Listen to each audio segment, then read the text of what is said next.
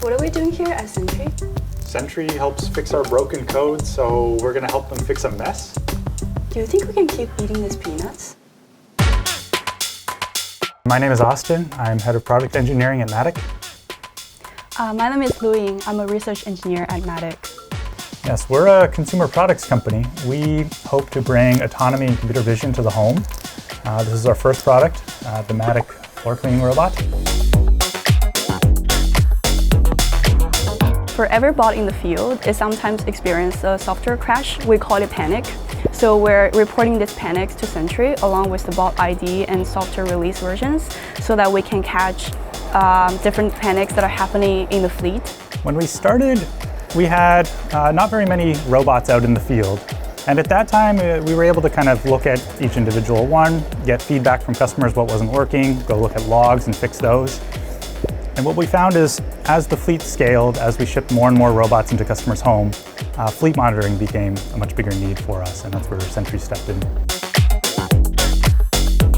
Sentry definitely has made our life easier after we started using it to keep track of the panics happening across the fleet. And we also release our software pretty frequently. So it's very easy for us to compare the panics between releases and catch regression if there is any, and keep track of new panics showing up. Yeah, for the cuteness, we always thought it had to be part of the design from day one. These are robots that our customers are inviting into their homes. Yeah, I think one of the most memorable errors I know is the camera failure, which happened very frequently on many bots when we first started using Sentry, and it stood out because it was the most frequent panic. And we looked into the issue. It told us that it's because the buffer is being overflowed with camera frames, and then the bot wasn't able to catch the frames, and it caused a timeout issue. So Sentry helped us quickly identify how serious the problem is. It would easily get stuck in a panic loop. So on the same bot, it would happen over and over again. So it's very frequent, around hundreds of times per day.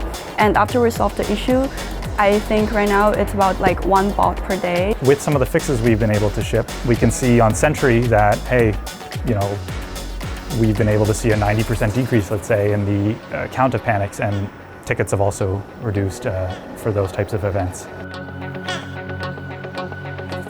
On Matic's horizon, one thing we want to do is to be able to scale the fleet significantly more from where we are today. So we have plenty of effort underway on the hardware side to make that happen.